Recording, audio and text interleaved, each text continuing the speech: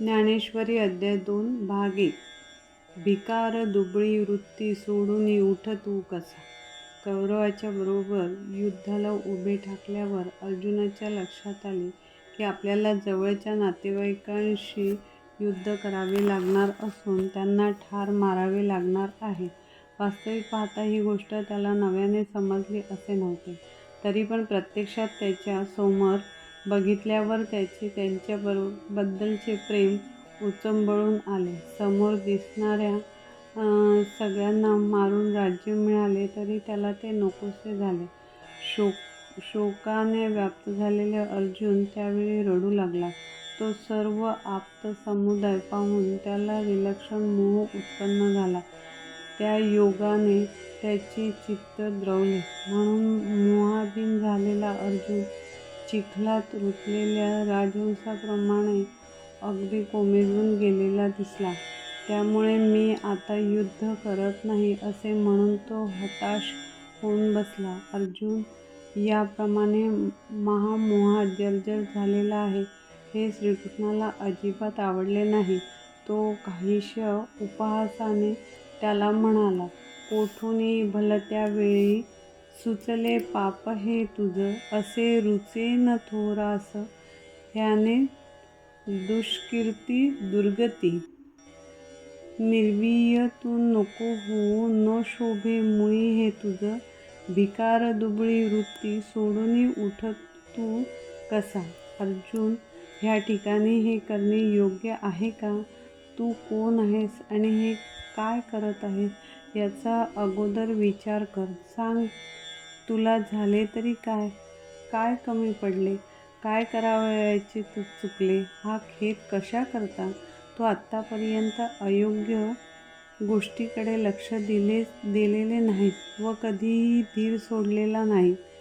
तुझे नाव ऐकल्याबरोबर अपयश तोंड काळं करते. शूरवृत्ती म्हणजे जणू काही तुझं दुसरं नाव होय. तू क्षत्रियांचा राजा आहेस. तुझ्या पराक्रमाचा दबदबा तिन्ही लोकात आहे. तू युद्धात शंकराला जिंकलेस.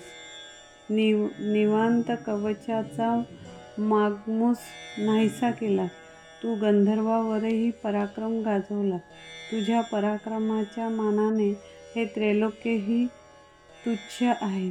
पण तू यावेळी आपल्या वीरपणा टाकून खाली मान घालून रडत आहेस.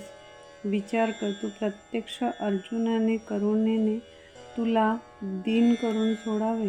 भगवंतांना म्हणायचे आहे की तुझ्या बाबतीत हे शक्यच नाही. येथे अर्जुनाची नेहमीपेक्षा वेगळी मनस्थिती आपल्या मनावर ठसवण्यासाठी अनेक उदाहरणे माऊली आपल्यापुढे मांडत आहे. ते म्हणतात, अंधाराने सूर्याला गिळले असं कधी झालंय का?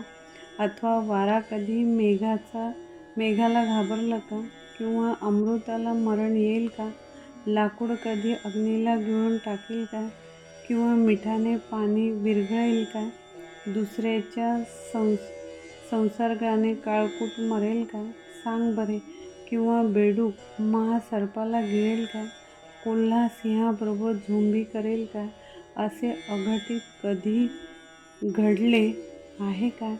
एवढी उदाहरणे देऊन माऊली आपल्याला सांगत आहे की अर्जुनासारखा शूरवीर असा रडत रावणपणा करतोय हे शक्य नाही. पुढे भगवंत म्हणाले, असा अघटित प्रकार आज तू येथे खरा करून दाखवलास. म्हणून अर्जुना, अजून तरी या अनुचित गोष्टीकडे तू लक्ष देऊ नको. तू लवकर मनाला खंबीर करून सावध हो. हा मूर्खपणा सोडून दे. उठ, धनुष्यबाण पुन्हा हाती घे.